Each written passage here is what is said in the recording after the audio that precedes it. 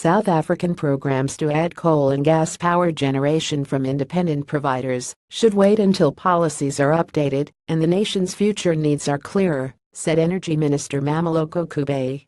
The government is also seeking a middle ground with developers in a program to add renewable energy projects, she said in a phone interview Tuesday.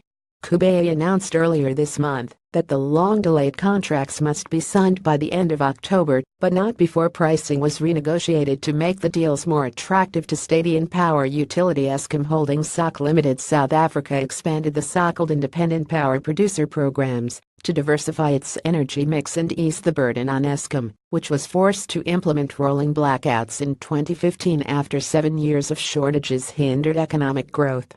However, the country now has surplus capacity after growth and demand stalled, and more units from Eskom's new coal plants came online.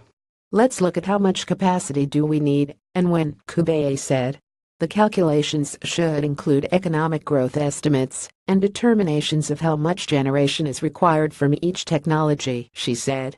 The gas-to-power program included plans for about 3,000 megawatts of capacity from proposed plants on South Africa's coast, the department said in October last year. Its coal program was designed to add 2,500 megawatts of capacity.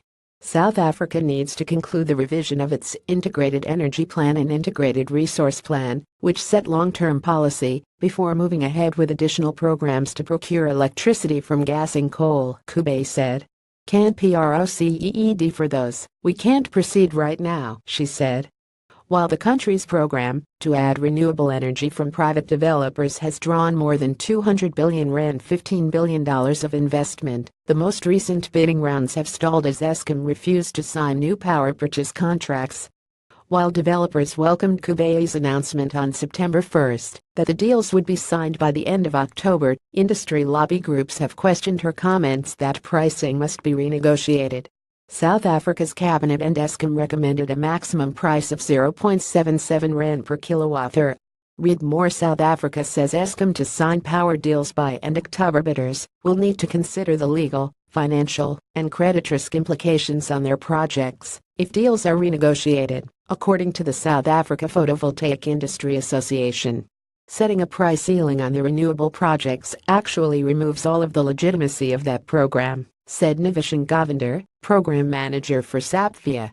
It's become actually difficult to understand where we're moving towards. It's also unclear how the recommended price cap was settled on, said the South African Wind Energy Association.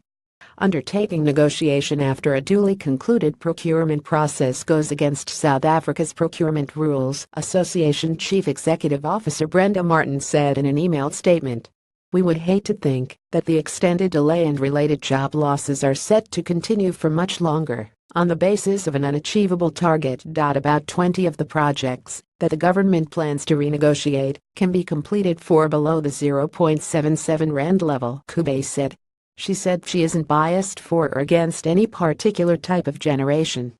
While the government seems to be in its legal rights to stipulate a price cap, the uncertainty may deter investors in the future. Jason Harlan, CEO of Fieldstone Africa, a Johannesburg-based energy-focused investment bank, said in an emailed reply to questions.